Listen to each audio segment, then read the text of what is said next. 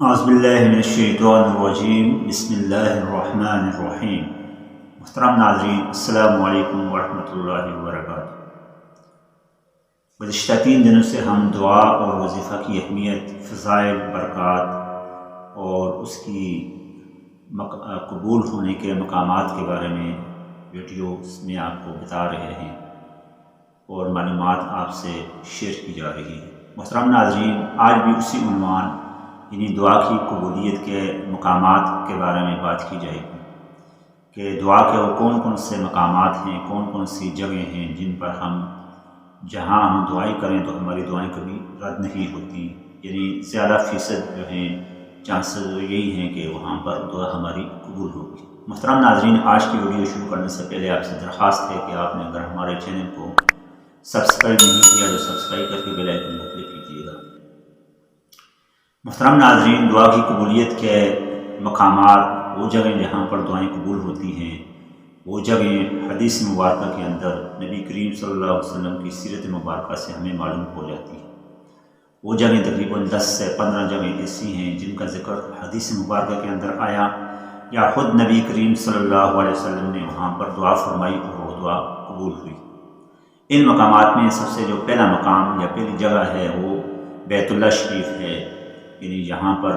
تمام مسلم امت، تمام مسلمان جو ہیں وہ جمع ہوتے ہیں سال میں ایک بار حج کے لیے، اور اسی کے متعلق بتایا گیا قرآن حکیم کے اندر کہ ان اول بیت وضع للناس، کہ یہ پہلا گھر تھا جو کہ لوگوں کے لیے بنایا گیا اور لوگوں کی عبادت کے لیے اللہ تبارک و تعالیٰ کی وہاں پر عبادت کی جاتی ہے۔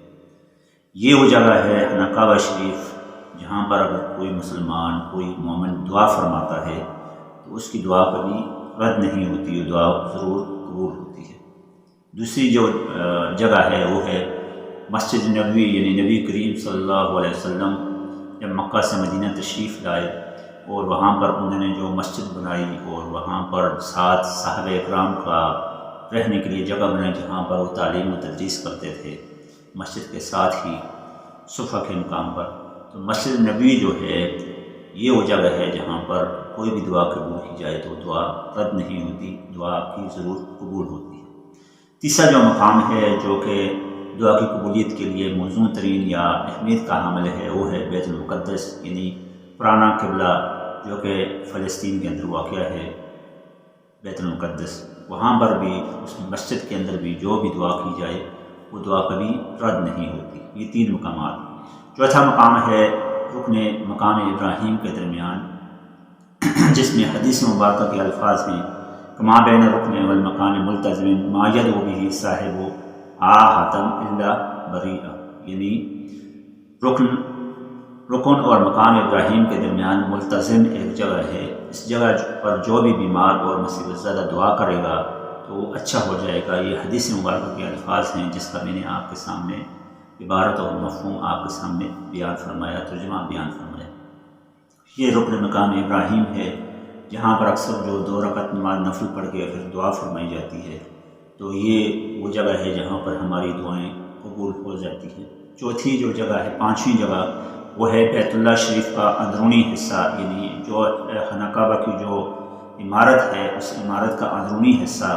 اور آج کل جو عمارت ہے اس کے باہر ایک دیوار بھی ہے چھوٹی سی، وہ بھی روایات میں آتا ہے کہ وہ مقام خانہ کعبہ کی جو اصل جگہ وہ ہے، اسی وجہ سے چھوٹی سی دیوار دے کے اس کے اندر بھی جو ہیں عمرہ کرنے والے زائرین یا حج کرنے والے حجاج جو ہیں وہاں پر نوافل ادا کرتے ہیں اور دعائیں مانگتے ہیں۔ تو خانہ کعبہ کے اندر اور وہ جو دیوار ہے چھوٹی سی جو خانہ کعبہ کے سامنے دی ہوئی ہے، اس کے اندر جو بھی جگہ ہے وہاں پر جو دعا مانگی جاتی ہے وہ دعا قبول ہوتی ہے۔ حدیث شریف میں ہے کہ رسول اللہ صلی اللہ علیہ وسلم جب بیت اللہ شریف میں داخل ہوئے تو اس کے جو ہے گوشے جو ہیں کونے خانہ کعبہ شریف کے، اس میں کھڑے ہو کر نبی کریم صلی اللہ علیہ وسلم نے دعا فرمائی۔ اس حدیث کو بخاری نے نقل فرمایا ہے۔ چھٹی جو جگہ ہے وہ چاہ زمزم ہے، یعنی زمزم کا جو پانی جہاں پر ہے وہاں پر جو دعا قبول مانگی جاتی ہے وہ دعا فوراً قبول ہوتی ہے۔ اس لیے فرمایا گیا کہ اگر تم زمزم کو حصول شفا کے لیے پیو تو اللہ تعالیٰ تمہیں آسودہ فرمائے گا، اور اگر تم اس کو پیاس بجھانے کے لیے پیو تو اللہ تبارک و تعالیٰ اس کے پینے سے آپ کی پیاس بجھا دے گا۔ یہ حضرت ابن عباس رضی اللہ تعالیٰ عنہ سے یہ حدیث روایت ہے، وہ مروی ہیں۔ اس حدیث کا مفہوم میں نے آپ کے سامنے بیان فرمایا۔ ساتویں جو جگہ ہے جہاں پر دعائیں قبول ہوتی ہیں، کبھی بھی رد نہیں ہوتی، وہ دعا ہے جگہ ہے صفا اور مروہ کی پہاڑی، یعنی رسول اللہ صلی اللہ علیہ وسلم جب صفا پر چڑھ کر اللہ تعالیٰ کی وحدت و عظمت و تحلیل بیان فرمائی اور اس کے درمیان آپ صلی اللہ علیہ وسلم نے دعا فرمائی، اور مروہ پر جب مروہ کی پہاڑی جو ہے وہاں پر بھی جب گئے تو وہاں پر بھی یہی سنت انہوں نے دہرائی، یہی جو ہے عمل دہرایا۔ تو گویا کہ نبی کریم صلی اللہ علیہ وسلم نے وہاں پر دعا فرمائی اور دعا قبول ہوئی، تو کوئی بھی مومن مسلمان دعا فرمائے گا تو دعا ضرور قبول ہوگی۔ آٹھویں جگہ ہے جہاں پر سعی کی جاتی ہے، یہ حدیث مسلم کے اندر آئی کہ سعی والی جگہ پر جو ہے دعا قبول ہوتی ہے۔ اسی طرح نویں جگہ مقام ابراہیم کے پیچھے وہ جگہ ہے جہاں پر دعا ہماری قبول ہوتی ہے۔ اسی طرح عرفات کے میدان میں ترمذی کی حدیث ہے جس کا مفہوم یہ بنتا ہے کہ عرفات کے میدان میں جو بھی حاجی یا جو بھی مومن دعا فرمائے گا تو دعا کبھی رد نہیں ہوتی، دعا اس کی قبول فرمائی جائے گی۔ اس طرح مشعر الحرام مزدلفہ جو ہے، مزدلفہ کے مقام پر بھی کوئی حاجی یا عمرہ زائرین یا کوئی بھی مومن دعا فرمائے گا تو اس کی دعا قبول کی جائے گی۔ یہ مسلم کے اندر باب الحج کے اندر یہ حدیث آئی جس کا مفہوم یا میں نے مطلب آپ کو یا نچوڑ بتایا۔ 12ویں جو جگہ ہے وہ دونوں جمروں کے درمیان ہی، جمرہ صغریٰ اور جمرہ وسطیٰ کے پاس جب آپ کنکریاں مارتے ہیں حجاج، تو کنکریاں مارنے کے بعد جو ہے یہ بخاری کی شریف کے اندر آیا ہے کہ وہاں پر جو بھی دعا کرتا ہے حاجی تو اس کی دعا قبول فرمائی جاتی ہے، مثلاً کہ اللہ پاک مجھے شیطان کے شر سے محفوظ فرما، اللہ پاک مجھے دشمنوں کی شر سے محفوظ فرما، جو بھی دعا کی جائے تو اللہ تبارک و تعالیٰ قبول فرماتے ہیں۔ اسی طرح اللہ تعالیٰ کے جتنے بھی گھر ہیں دنیا کے اندر، مساجد وَأَنَّ الْمَسَاجِدَ لِلَّهِ فَلَا تَدْعُوا مَعَ اللَّهِ أَحَدًا، یعنی کہ اللہ مساجد بے شک اللہ پاک کے گھر ہیں، وہاں پر اللہ کے ساتھ کسی کو نہ پکارو۔ تو وہاں جہاں پر ہمیں شرک سے منع کیا گیا، بت پرستی سے منع کیا گیا، وہاں ساتھ ساتھ یہ بھی تعلیم ہے کہ اللہ پاک کو ہی ہم پکاریں، اور دعا میں ظاہر ہے ہم اللہ پاک کو پکارتے ہیں۔ اسی طرح وظیفہ جب ہم کوئی کرتے ہیں تو اللہ پاک سے ہم مدعا اللہ پاک کے سامنے رکھتے ہیں، گڑگڑاتے ہیں۔ تو یہ وہ مقامات ہیں جو کہ ایسی جگہ ہیں جہاں پر ہماری دعا کبھی رد نہیں کی جاتی۔ اس کے علاوہ